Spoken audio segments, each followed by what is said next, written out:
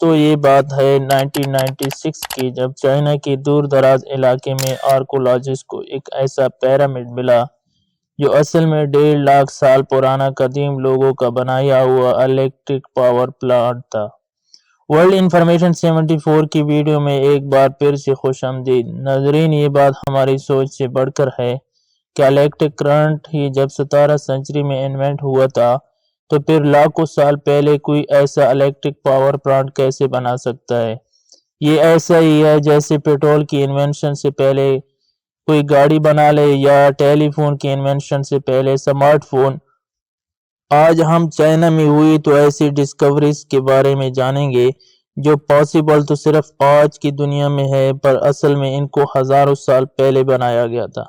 سب سے پہلے ہم بات کریں گے تبت کے بیٹن پلیٹو ہمالیاز کے نارتھ میں واقع چائنا کے ایک آٹونومس ریجن ہے۔ یہاں دنیا کے اونچے ترین پہاڑ ہیں، اسی وجہ سے اکثر اس کو دنیا کی چھت یعنی روف آف دی ورلڈ کہا جاتا ہے۔ 1937 میں تبت کے پہاڑوں پر ایک آرکولوجیکل ایکسپیڈیشن ہوا تھا جس کو آرکولوجسٹ چوپیٹائی لیڈ کر رہے تھے۔ ان کو وہاں ایک غار کے اندر سے 716 گرینائٹ کی ڈسک برآمد ہوئی جن میں سے زیادہ تر غار دفن ہوئی پڑی تھی۔ ہر ڈسک کا ڈایامیٹر 9 انچ تھا، یہ 1 انچ موٹی اور ان کی ٹھیک سینٹر میں 1 انچ کا پرفیکٹ سوراخ ہو رکھا تھا۔ ان ڈسک کی صفائی کرنے پر معلوم پڑا کہ ان کے کناروں پر کچھ نہ سمجھ آنے والے کریکٹر لکھے ہوئے ہیں۔ پتھروں پر کاوڈ ہوئے کریکٹر قریب 12,000 سال پہلے لکھے گئے تھے، پر آرکولوجسٹ کے لیے صرف یہ ڈسک ہی حیرت کا باعث نہیں ہوا۔ ان کو غار کے اندر سٹار کا ایک ایڈوانسڈ میپ بھی بنا ہوا دکھا اور کچھ چھوٹے سائز کے کمرے بھی جن کے اندر انسانوں جیسے چھوٹے چھوٹے اسکیلیٹن دفن تھے۔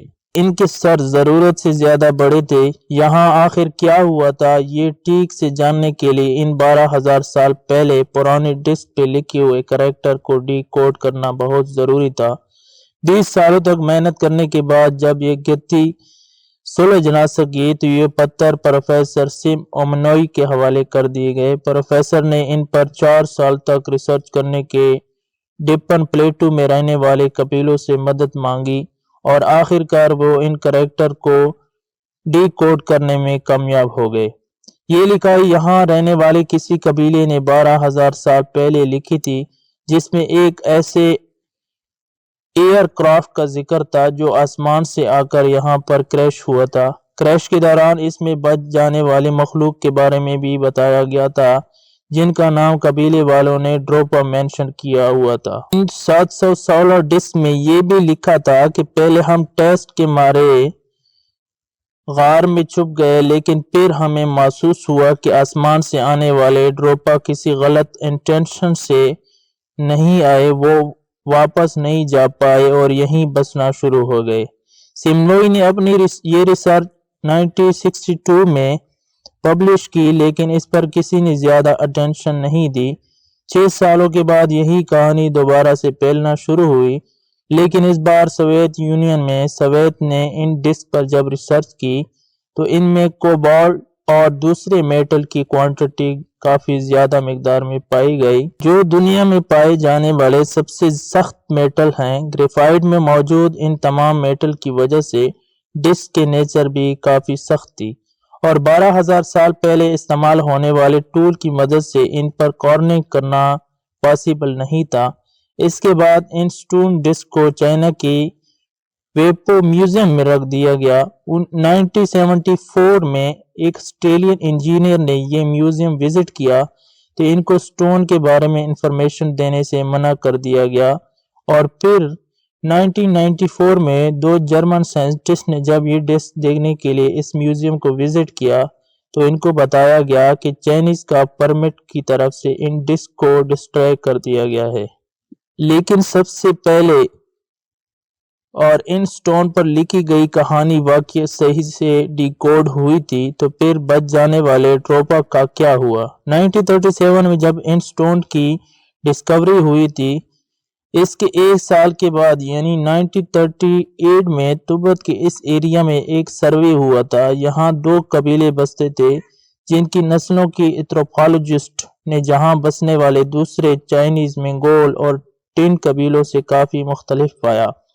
ان کی سکن یلو سرس ضرورت سے بڑے اور ان کی جسم پر کافی کم بال تھے، جبکہ ان کا قد 3 فٹ 6 انچ سے لے کر میکسیمم 4 فٹ 7 انچ ریکارڈ کیا گیا، لگ بھگ اتنا ہی جتنا غار ملے سکیلیٹن کا تھا۔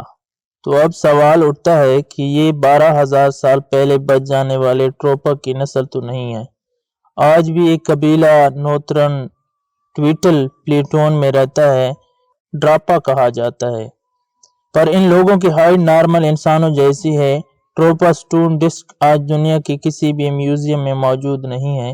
بے شک ان پر کوئی کروننگز اور ٹروپا کی کہانی کا کوئی ثبوت نہیں ہے، لیکن 12,000 سال پہلے اتنے سخت پتھر پر وہ ان ٹول سے تو کروننگز نہیں کر سکتے تھے جن کا آج تک ہیومن ہسٹری میں ذکر کیا گیا ہے۔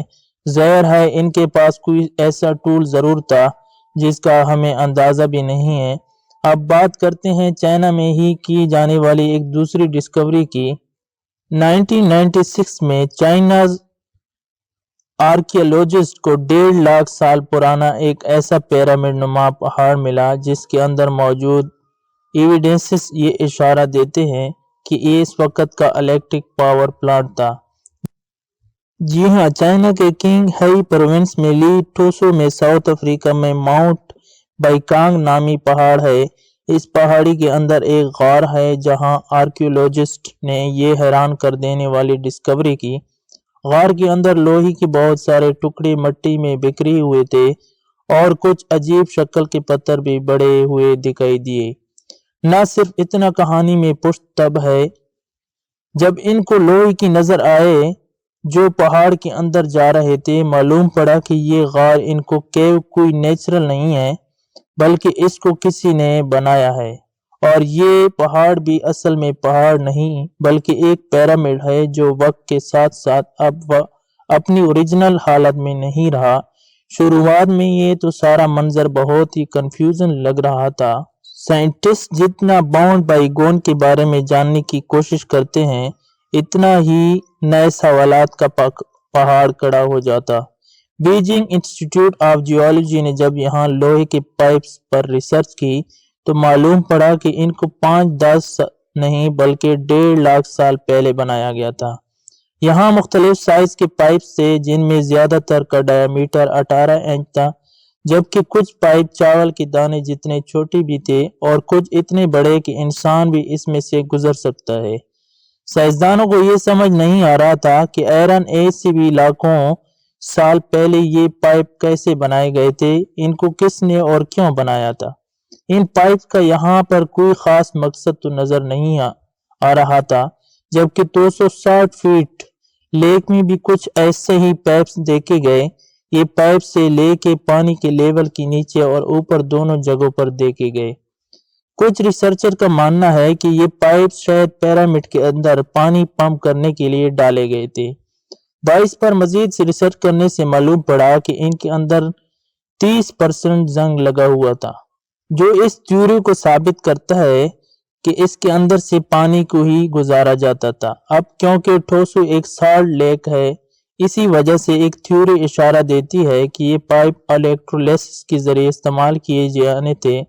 الیکٹرولیسس اس پروسیس کو کہتے ہیں جب پانی میں سے الیکٹرک کرنٹ کو گزارا جاتا ہے جس سے پانی کے مالیکیول آکسیجن اور ہائیڈروجن میں ٹوٹ جاتے ہیں۔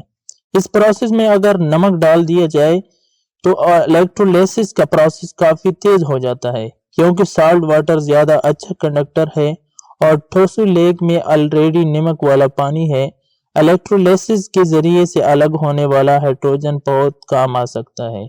سب سے بڑھ کر سلیکون ڈائی آکسائڈ کے ذریعے سے الگ ہونے والا ہائیڈروجن بہت کام آ سکتا ہے۔ سب سے بڑھ کر یہ ایک فیول کے طور پر بھی کام کر سکتا ہے۔ اس کے علاوہ پائپس کے اندر سلیکون ڈائی آکسائڈ بھی ملا جو کہ نارملی کارڈ کے اندر ہوتا ہے، اور کیلشیم آکسائڈ بھی جو کہ کوئی کلائم پھیلایا جاتا ہے۔ یہ بہت ہی کمال کی میٹیریل ہیں، جیسے کہ کارڈ کے اوپر اگر پریشر ڈالا جائے تو یہ الیکٹریسٹی جنریٹ کرتا ہے۔ اس کو پیزو الیکٹرک ایفیکٹ کہتے ہیں۔ ایکسپرٹ کا خیال ہے کہ 18 انچ موٹے پائپ میں سے جتنا پانی گزرتا ہوگا اس کے وزن سے کارڈ الیکٹریسٹی جنریٹ کرتا تھا۔ یاد رہے کہ ایجپٹ کے پیرامڈ میں بھی اسی طرح پانی کے ایک بہت بڑے ایکویفر کے اوپر بنے ہوئے ہیں۔ گیزا پیرامڈ میں بھی کئی جگہ سے کارڈ اور میٹل کے پائپس مل چکے ہیں۔ فیمس سائنٹسٹ نکولا ٹیسلا نے بھی انہی اصولوں کی بنیاد پر وارڈن کلف ٹاور بنایا تھا۔ اس قدیم طریقے کو استعمال کرتے ہوئے ٹیسلا کا ماننا تھا کہ وہ فری الیکٹریسٹی جنریٹ کر کے اس دنیا کو کسی بھی کونے میں بھیج سکتے ہیں۔ لیکن جب ٹیسلا اپنے پروجیکٹ کو کمپلیٹ کرنے کے لیے بہت قریب تھے تو انویسٹر نے ان کا ساتھ چھوڑ کر آئل میں انویسٹ کر دیا۔ ماؤنٹ بائیکوم کے پائپ میں جو کوئک لائن ملا تھا یہ بیسیکلی پانی کے ساتھ ریئیکٹ کر کے یوز کرتا ہے، پر جب اس میں سے پانی نکالا جائے تو یہ واپس اپنی اوریجنل حالت میں آ جاتا ہے۔